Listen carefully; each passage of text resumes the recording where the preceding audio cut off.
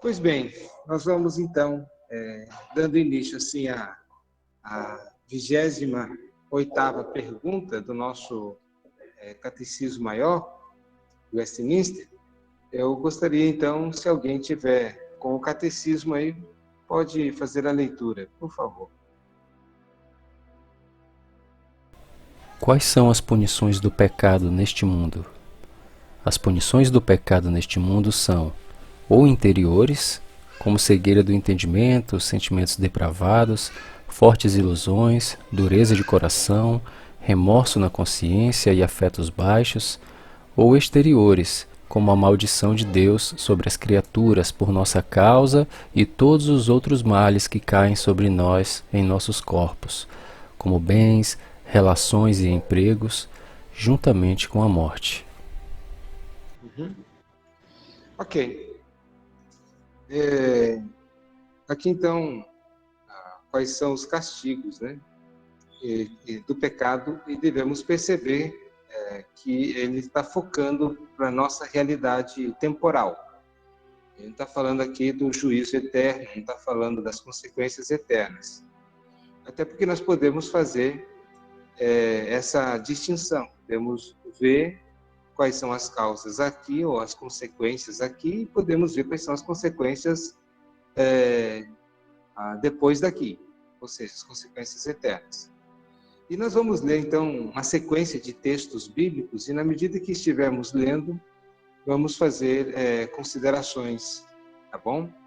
Então, eu convido, primeiramente, a ler Efésios, capítulo 4, verso 18.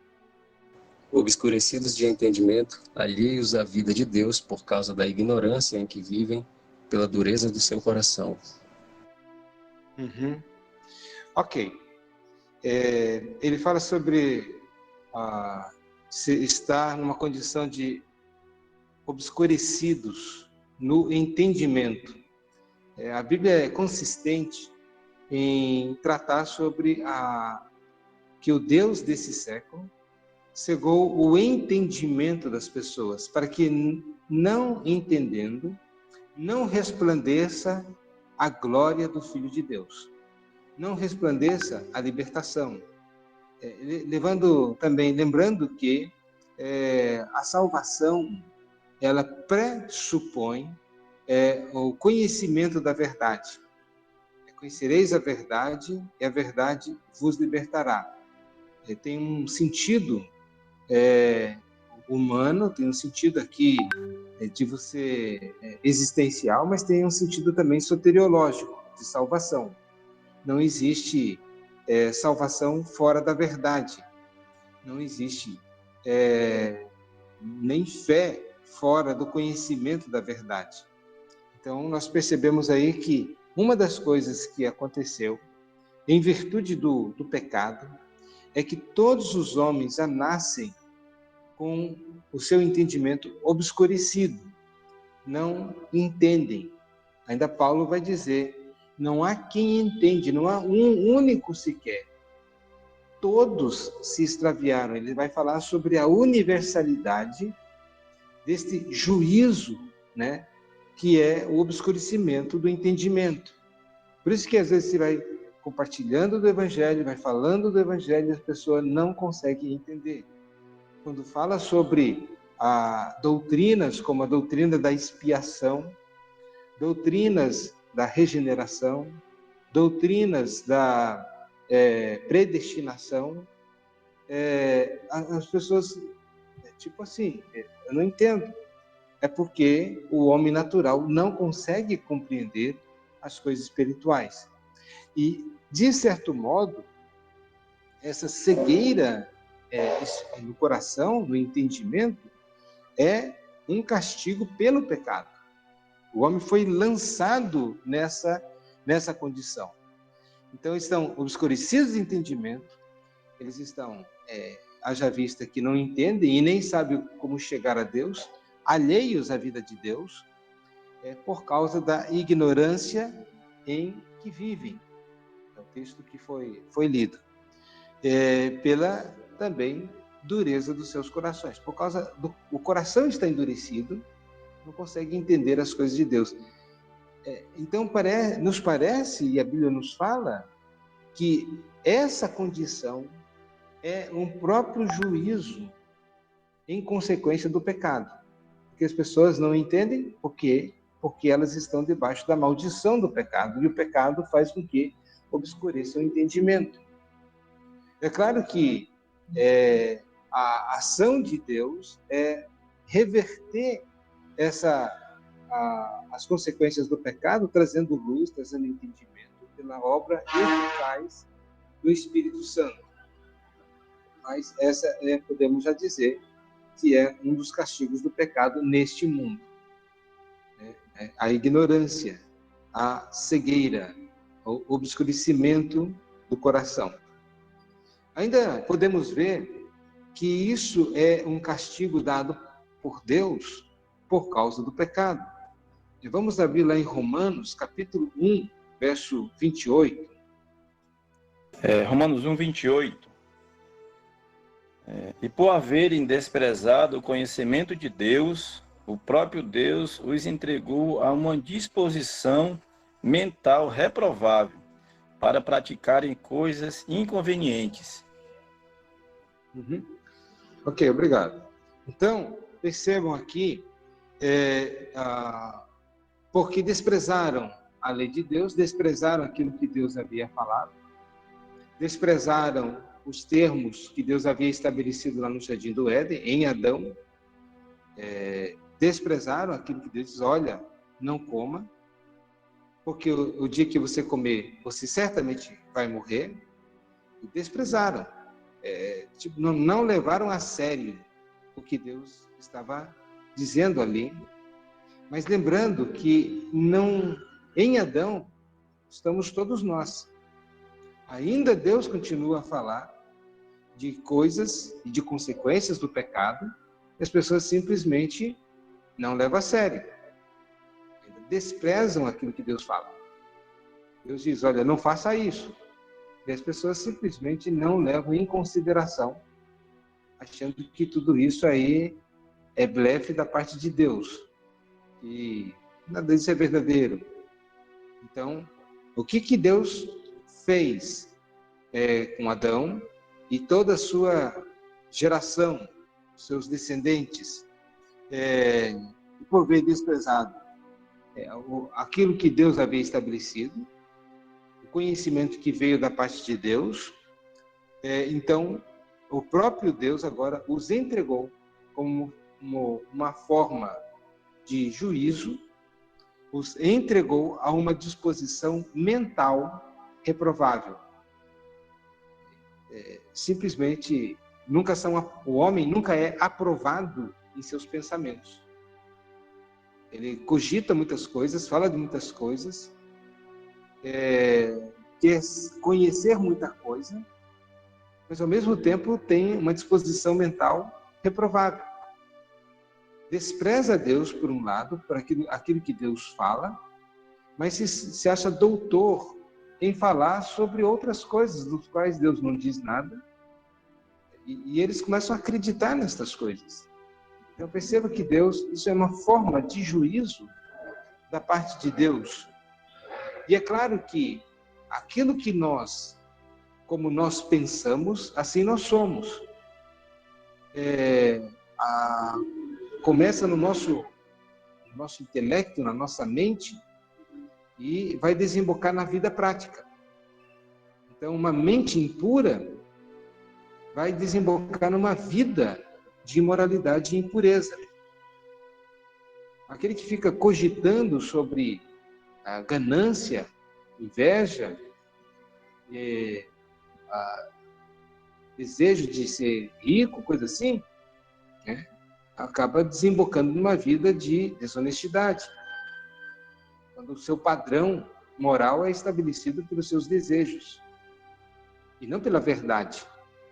Então percebam que eles, para praticarem coisas inconvenientes, a mente deturpada, a mente obscurecida, ela se torna o palco das ações também deturpadas e que são agora pecaminosas.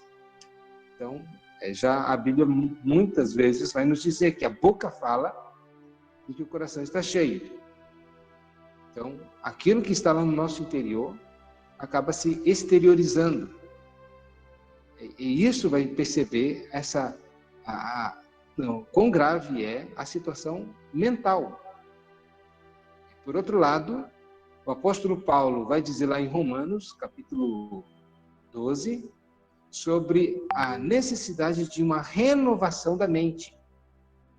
Quando ele diz, no verso 1, rogo-vos, pois eu, que apresenteis os vossos corpos por sacrifício vivo, santo e agradável a Deus, que é o vosso culto racional, e não vos conformeis com esse século, mas transformai-vos pela renovação da vossa mente.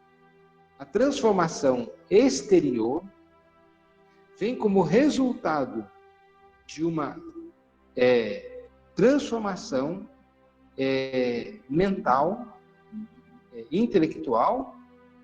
Primeiro, ninguém muda o exterior se não mudar primeiro o interior.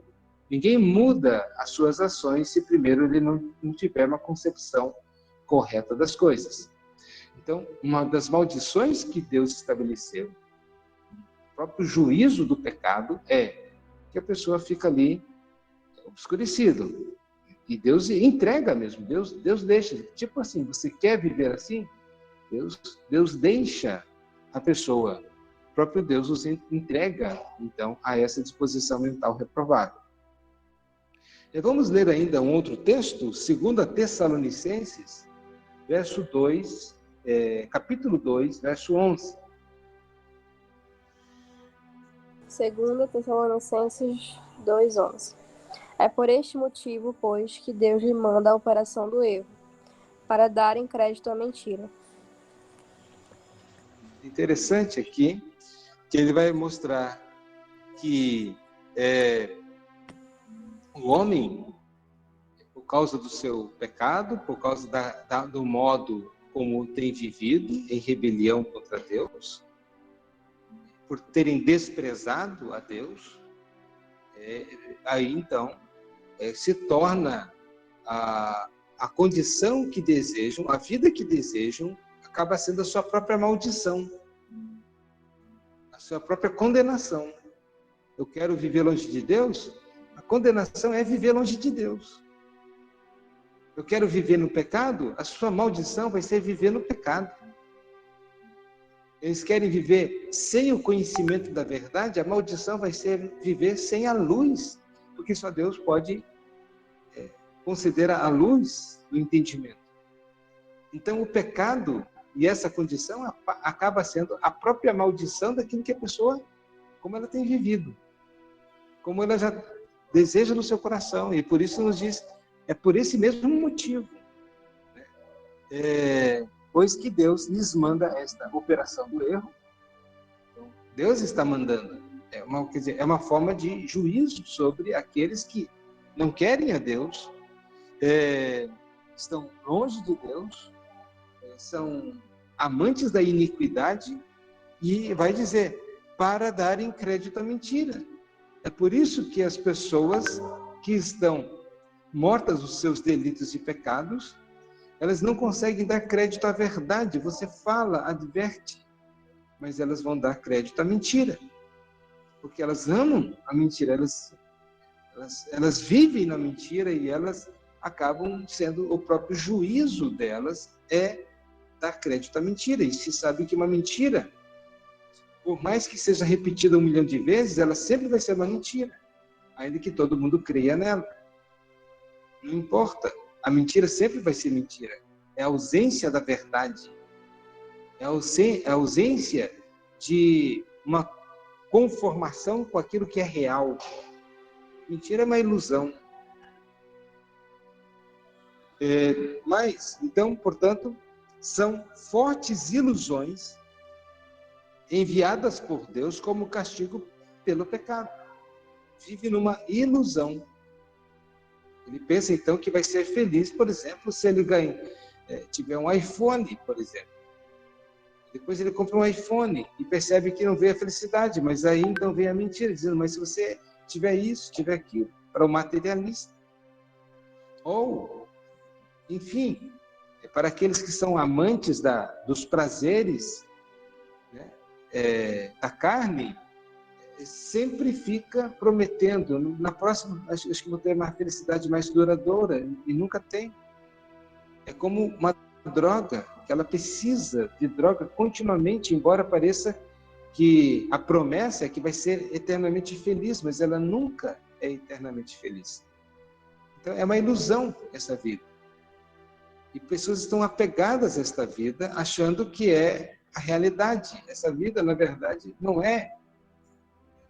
A rigor, não é a realidade. Aqui nós só estamos de passagem. Isso aqui é passageiro. Tudo isso aqui passa. Mas aquilo que é eterno, não. Mas as pessoas estão exatamente querendo fazer uma eternidade, né, nessa nossa realidade, esquecendo-se daquilo que é eterno. Ele vive neste mundo como se aqui fosse eterno. Olha a ilusão. Não se prepara em nada. Então, tem uma cegueira de coração, uma mente reprovável, ilusões que são enviadas da parte de Deus, dando crédito à mentira. E Romanos, capítulo 2, verso 5. Mas, segundo a dureza e coração impenitente, acumulas contra ti mesmo ira para o dia da ira e da revelação do justo juízo de Deus. E aqui devemos entender que quando ele fala segundo a tua dureza e coração impenitente, está tratando sobre a questão, o centro que move todas as nossas ações. E o que move todas as nossas ações é nosso entendimento, nosso conhecimento, a nossa mente. Então, se a minha mente, se eu tenho a minha percepção da vida, das coisas, está deteriorada, está errada, tudo mais vai estar errado. E o que está dizendo aqui? Que segundo a dureza do coração, o coração está duro, né? Impenitente, não se quebra, não se humilha diante de Deus, ele vai acumulando ira para o dia da ira.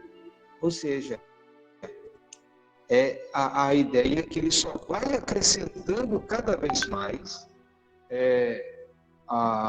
aquilo que vai condená-lo finalmente, lá no último dia. Ele está, Paulo ainda vai usar uma outra expressão, que está entesourando, né, cada dia para o dia do juízo. Tá? Então, é como alguém que está entesourando, colocando um tesouro numa caixa, num baú, mas só que isso vai ser elementos de condenação no dia do juízo. Por causa do coração endurecido. Alguém fala, olha, você está errado, mas ela diz, olha para a tua vida, olha, a Bíblia diz assim, eu não me importo com isso, olha, cuidado com o juízo final, eu não tenho medo. Coisas dessa natureza, quando se adverte, se orienta, no entanto, demonstra um coração endurecido, não se quebranta, não quer saber, ouve a mensagem de um lado e sai por outro. Vive a sua vida. É dono de todo saber, conhece tudo. É a mente reprovada. É a mente reprovada. Então, o coração, e quando falamos coração, realmente é o centro de todos os nosso entendimento, nosso conhecimento, das nossas emoções, das nossas volições, da nossa vontade. Está falando que é isso que está endurecido. Ou seja, todo o nosso ser. Isaías, capítulo 33, verso 14. Os pecadores em Sião se assombram, o tremor se apodera dos ímpios, e eles perguntam, quem dentre nós habitará com o fogo devorador?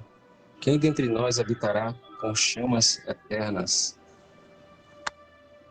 Percebam aqui que Isaías está usando um quadro muito vívido de problemas que tem de pessoas que têm um problema agora na sua consciência. São os horrores da consciência. Nós podemos citar aí vários textos bíblicos que nos apontam para essa realidade. E principalmente aonde a pessoa se tornará sábio, ou seja, ele vai enxergar, nos diz um puritano, que no segundo seguinte, após a morte, todas as pessoas se tornarão sábias. E elas vão dizer, com a sua sabedoria agora recém-adquirida, vão dizer: o que eu fiz da minha vida? Por que eu não dei ouvidos? Então, verão, só que será tarde demais. Agora eles vão enxergar aquilo que hoje não enxergam. Eles vão contemplar aquilo que hoje eles não conseguem sequer vislumbrar.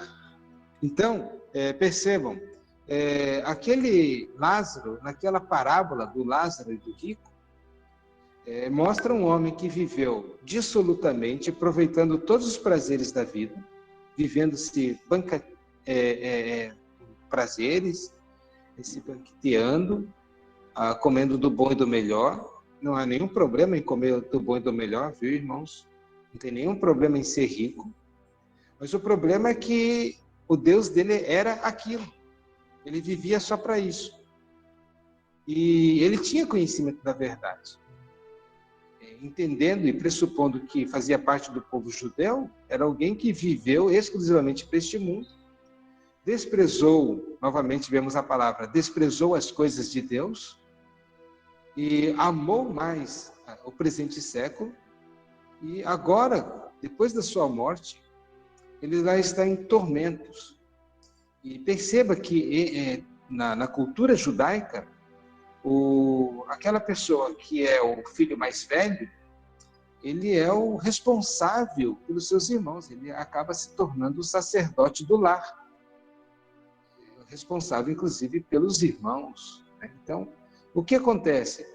Ele ensinou seus irmãos a andarem pelo mesmo caminho que ele trilhava, é claro. E agora ele, açoitado em sua consciência, pede ao pai Abraão que envie o Lázaro para avisar os irmãos para que não fossem para aquele lugar.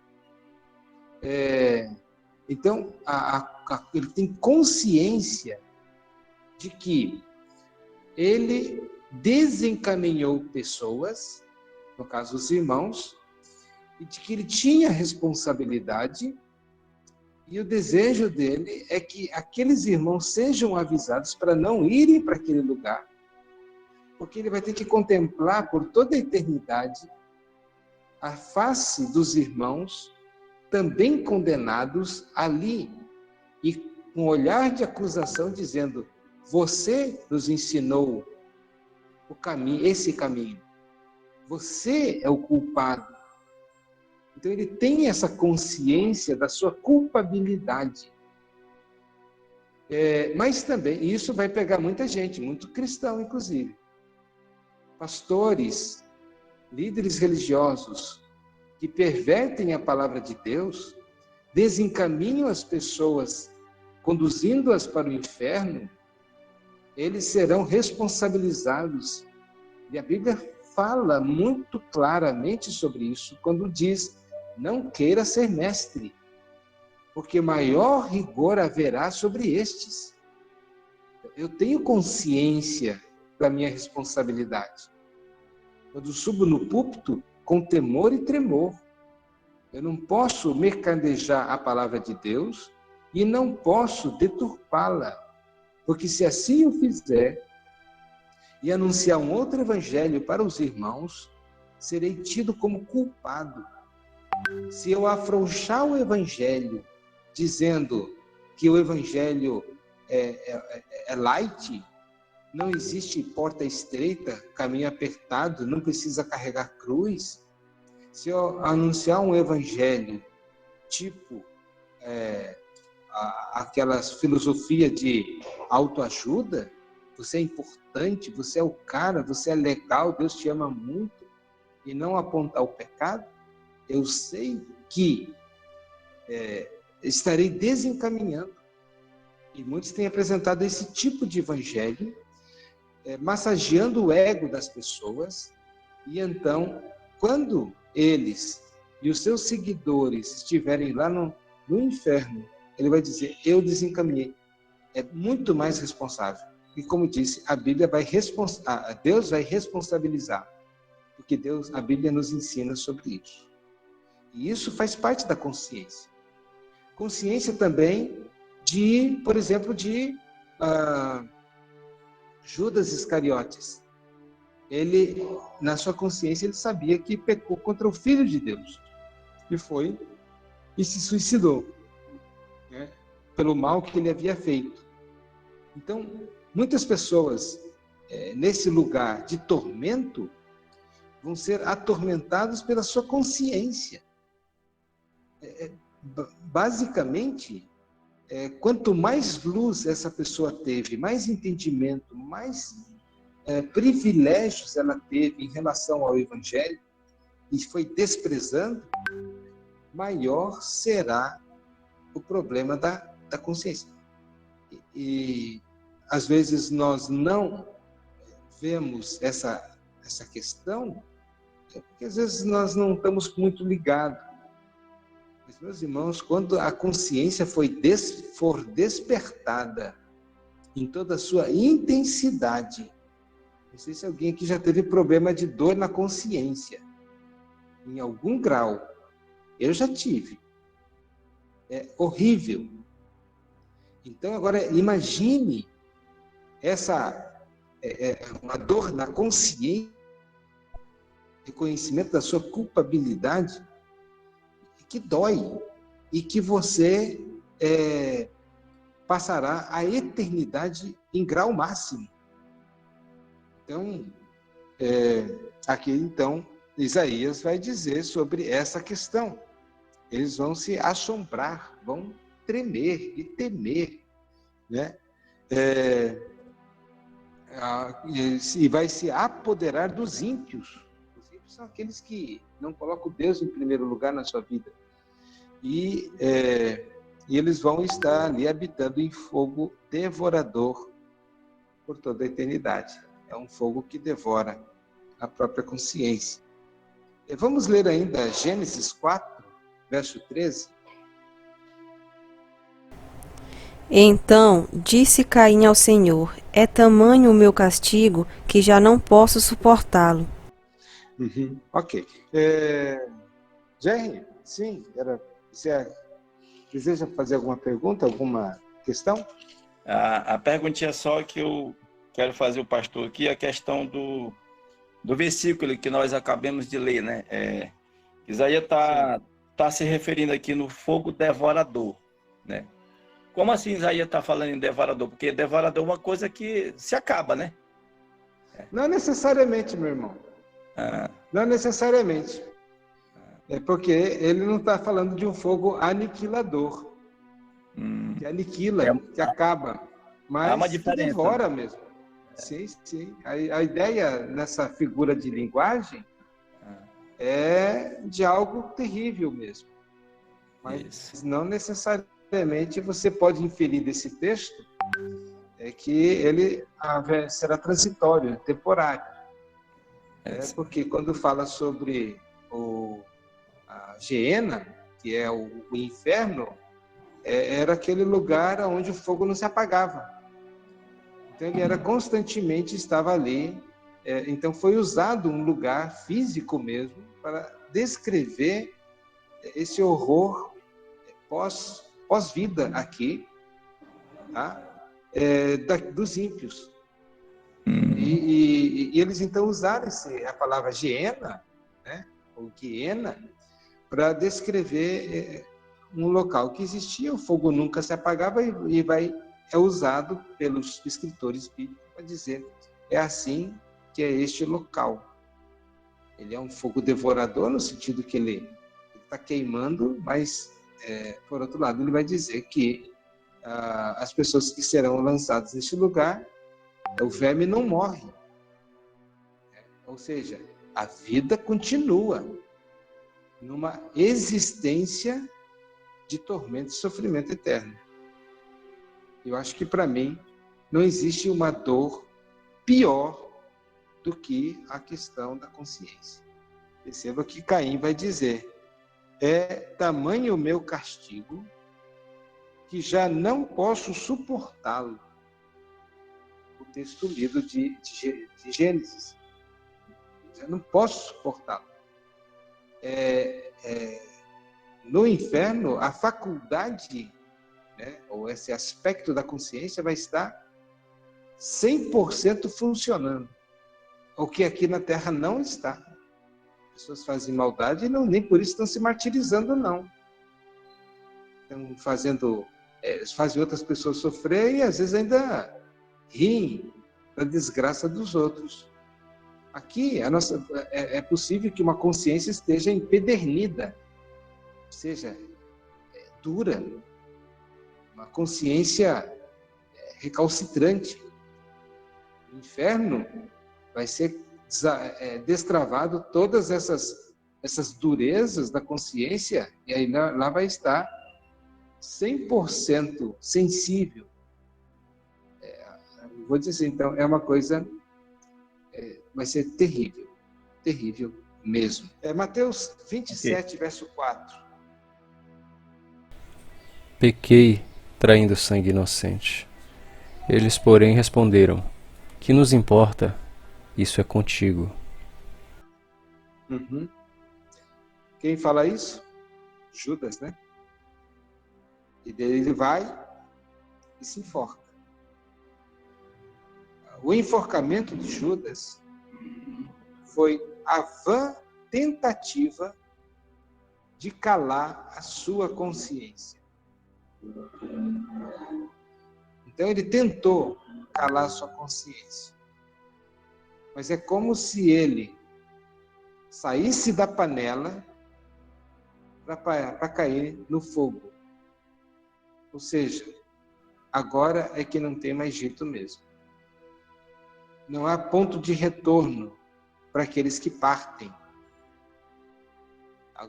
Certamente, aquele momento que antecedeu o suicídio, e estamos em setembro, tá? Setembro é o mês da consciência, a questão que trata sobre suicídio. Aquele despertar da consciência de Judas Iscariotes foi um pouco mais acentuado e o levou para uma condenação maior. Então, percebam que a força da consciência pesada, ele grita de tal maneira que muitos não suportam e tentam silenciar o grito da consciência. Que coisa terrível. E percebam o que diz aqui sobre os horrores da consciência. E esse é um dos modos que Deus usa para castigar o pecado. Para castigar. E vamos ver Romanos 1, 26. Por causa disto, os entregou Deus às paixões infames, porque até as mulheres mudaram o modo natural de suas relações íntimas por outro, contrário à natureza. Ok. A lição também faz parte aqui do castigo do pecado neste mundo, é que os pecadores castigados com a entrega de si mesmos a paixões infames. Eu fico pensando, por exemplo, e é uma manifestação do juízo de Deus. Os irmãos sabem que nessa movimento parada gay, né, aquela coisa lá, houve recentemente, quebraram cruzes, rasgaram a Bíblia, fizeram as maiores blasfêmias. E não importa se o símbolo Isso é catolicismo, quebraram santos, essa coisa. Não. Que essa atitude toda é contra Deus. É o coração contra Deus. Aí você vai ver a que paixões infames eles são entregues. Como, por exemplo, aqui só tem gente de maior, né? Então, colocar objetos no orifício anal, isso no meio da parada. Quando você vê aquela assim, são entregues a uma paixões infames que fazem coisas que são, sabe, terríveis, imorais, no meio da rua, da parada mesmo. Não só na parada, outras manifestações que tem tido aí. A pessoa perde totalmente o senso, elas foram entregues por causa do pecado delas, são entregues a paixões infames. Então, elas fazem aquilo, estão escravizadas, é uma coisa terrível. Não consegue perceber mesmo a coisa que estão fazendo. A maldade, a malignidade, a pecaminosidade, mas tudo isso é num afã de se levantar contra Deus, de se opor a Deus.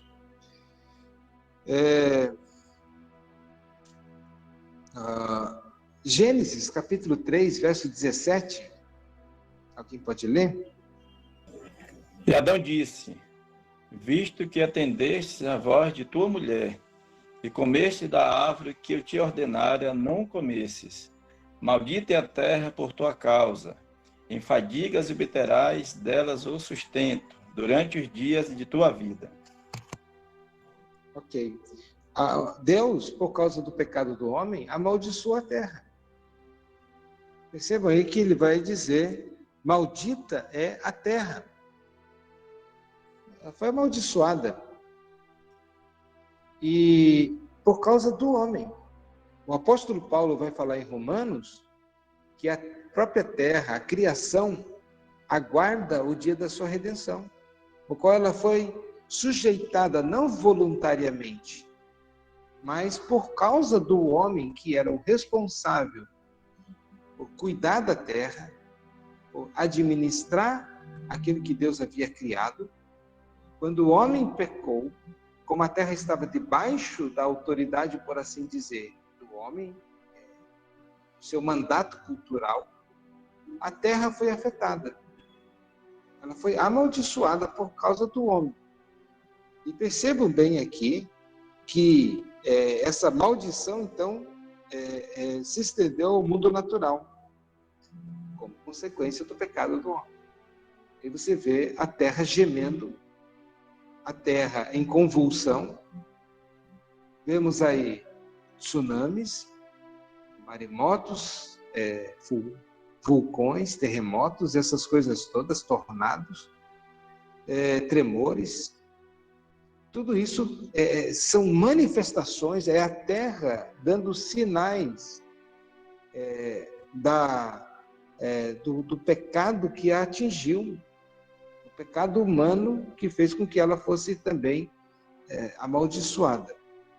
Inclusive na produtividade, que seriam cardos e abrolhos. A terra, então, pode perceber, você não precisa plantar erva daninha. Você cuida do seu jardim, planta grama, planta flor, planta... É uma luta para manter o jardim bonito. Agora, a erva daninha, não. Se você não cuidar, ela toma conta de tudo. Então, só para nos lembrar, isso está constantemente lembrando que a terra está debaixo do juízo e que o responsável disso é o próprio homem. Então, maldição de Deus sobre o mundo natural. Eu não vou ler o texto todo. Deuteronômio, capítulo 28, ele é um texto muito longo, 15 a 68. Mas vai falar nesse texto de Deuteronômio, no capítulo 28, a partir do verso 15, que vai falar sobre, eu só vou ler basicamente o título, os castigos da desobediência. Serás, porém, que se não deres ouvidos à voz do Senhor teu Deus, não cuidando em cumprir todos os seus mandamentos e os seus estatutos que hoje te ordeno, então virão todas essas maldições sobre ti e te alcançarão. Aí ele passa a fazer uma lista aqui. Maldito serás tu na cidade, maldito serás no campo, maldito inclusive envolvendo o homem no seu trabalho, o homem na sua relação familiar, o homem na sua posteridade. Às vezes Deus fechando o ventre materno, lembrando que filhos é um sinal da bênção de Deus. Eu digo o seguinte, se eu pudesse hoje, só abrindo um parênteses, se eu pudesse ter mais filhos, teria mais filhos. Eu vejo como bênção. É uma bênção que dá trabalho, viu? Mas é uma bênção. Às vezes dá muito trabalho, mas vale a pena. Se nós seguirmos os princípios da palavra de Deus. Tá? Agora, mas na sua relação empresarial, a terra não ia produzir, as coisas iam dar errado. Na sua relação com os povos, eles se tornariam inimigos e tal. Então, há muitas maldições por causa do pecado. Então, não vou ler, vou deixar essa atividade para os irmãos lerem. Deuteronômio, capítulo 28, do verso 15 ao verso 68. Tá? E, por fim, Romanos 6, 21 e 23, vai falar sobre a morte, que o salário do pecado é a morte, a consequência do pecado, o fruto do pecado é a morte. Morte é separação de Deus, separação dos outros, e envolve a separação física mesmo. Tá? Quando uma pessoa morre, a gente vai ficar lá triste. A morte mesma, a própria morte física também é salário ou castigo do pecado.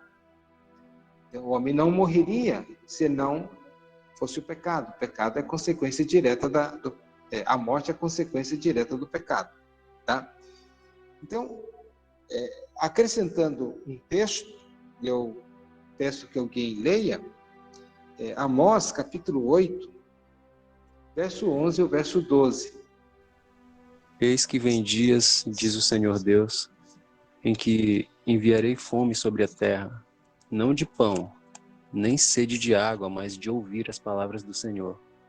Andarão de mar a mar e do norte até ao oriente, correrão por toda parte, procurando a palavra do Senhor, e não a acharão.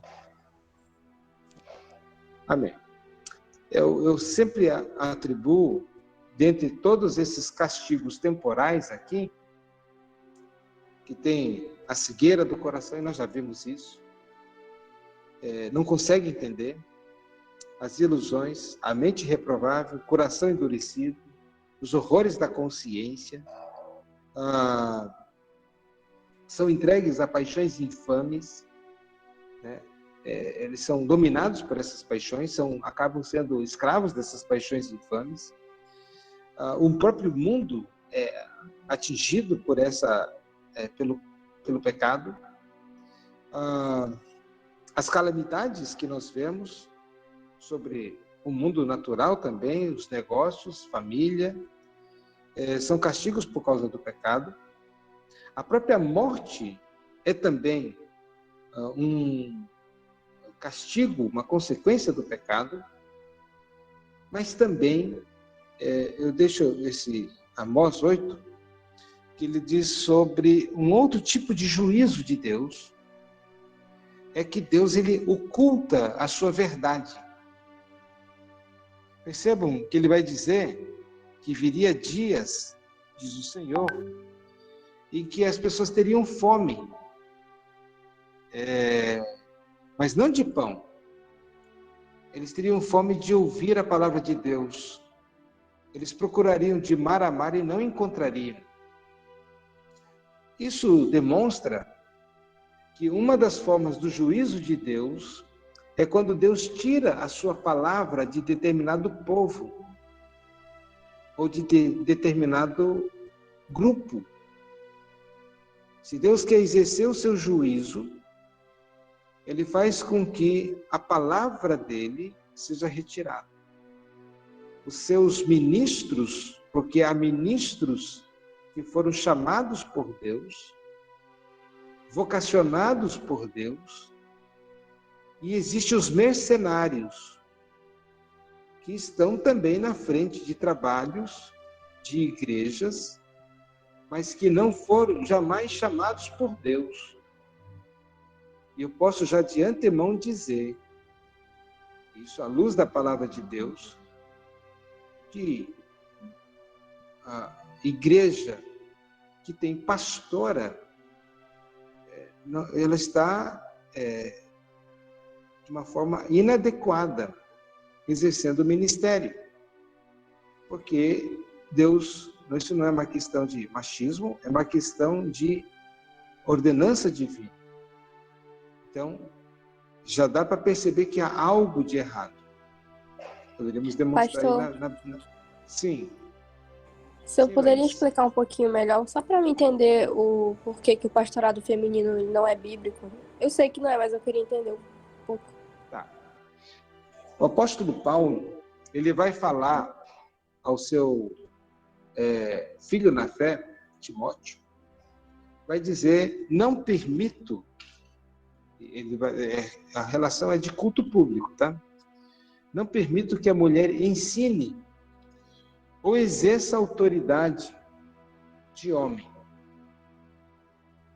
E então ele está falando expressamente, ou proibindo expressamente na autoridade apostólica, de que isso não existe. Historicamente falando, Deus sempre chamou homens para o exercício do sacerdócio. Você nunca vai ver uma sacerdotisa. Na verdade, você vai ver sacerdotisas nas religiões pagãs. Inclusive, as sacerdotisas cultuais, e que muitas vezes eram chamadas também de prostitutas cultuais, porque cultuavam as suas divindades através de orgias, né? Como era na cultura helênica, no culto a Diana, a culto a Artemis. Então, era regada a muita orgia mesmo. E Deus, na verdade, ele consistentemente, vamos ver que essa nunca foi permitido. Quando ele chama os 12, chama 12 apóstolos. E percebam, alguns dizem, mas não havia mulheres? Havia. E havia mulheres que acompanharam o ministério do Senhor Jesus Cristo desde o início. Atos vai dizer daquelas mulheres, são mulheres guerreiras mesmo, mulheres assim que serviram de Cristo no seu ministério terreno, acompanhando Cristo em todo o seu ministério, todo o seu ministério terreno aqui, elas acompanharam. Desde quando ele saiu lá de Nazaré, Cafarnaum, aquela região, e o tempo todo elas estavam, e até a morte de Cristo. Inclusive, elas estavam mais próximas de Cristo nesse momento do que os próprios apóstolos que estavam escondidos lá. Não obstante, em nenhum momento se fala sobre presbítera, não existe nem o termo no grego feminino, presbítera, ou bispa, mas é possível o masculino, então não é uma palavra comum aos dois gêneros, é simplesmente uma palavra aplicada somente ao gênero masculino mesmo. Então não há. E então Deus mesmo proibindo através do apóstolo mais tarde, na prática também era assim. Não vemos essa prática em toda a história da igreja, e ela começou a vir, a surgir com o movimento feminista, que começou a dizer, não, nós também podemos, nós também queremos, nós também, já no século passado, e um pouco antes disso. Então, teve já... Justamente por isso que eu lhe perguntei, porque elas falam muito que a igreja é machista por esse motivo, né? Que o pastorado feminino não é bíblico. Por isso que elas falam bastante mal da igreja, nesse sentido. O ensinar, ou seja, pressupõe liderança, pressupõe aquela que estava na frente, e, em segundo lugar, era o próprio conteúdo do que ela ensinava. Os dois estavam então errados. Agora a pergunta é, mas se tiver uma mulher que esteja ensinando a coisa certa, se estiver ensinando a fé reformada, é uma pessoa fiel à fé reformada, já não seria tanto, né? Porque como é que ela seria fiel à fé reformada se está ensinando assim? Mas vamos supor que a gente não está ensinando errado, não está ensinando o erro. Eu discordo de que a tese de que mulher não pode ser pastora porque ela pode ensinar heresia. Eu discordo, tem muitos homens ensinando heresia. Os maiores hereges da história foram homens, então essa tese cai por terra. O problema não é que mulher vai ensinar heresia. O problema é Deus não ordenou. Essa é a questão. Então, ela pode até ensinar o certo, né? Mas quando ela for ensinar sobre autoridade, ela sempre vai ensinar o errado, porque ela não tem como dizer que a Bíblia condena que a mulher exerça esse tipo de autoridade. Ela vai ter que dizer que o apóstolo Paulo, por exemplo, era machista, que vivia numa cultura machista. Então, ela vai ter que depreciar as escrituras, tirar a autoridade apostólica para defender o seu ponto existencial. Então, são dois esses problemas que o Júnior leu. Tanto o primeiro problema que estava ensinando é um problema, ela podia estar ensinando errado, mas ainda estaria errado. Ela podia estar ensinando o certo tipo, mas ainda estaria errado, porque não foi ordenado por Deus. E segundo, porque estava ensinando errado. Nesse sentido, há muito erro, a gente vê muito crescimento do pastorado feminino. O que eu digo para os irmãos isso não está correto, biblicamente falando.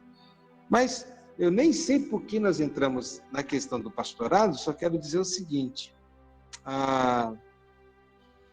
a questão do Deus entregar os homens, ou seja, terão fome e sede, e não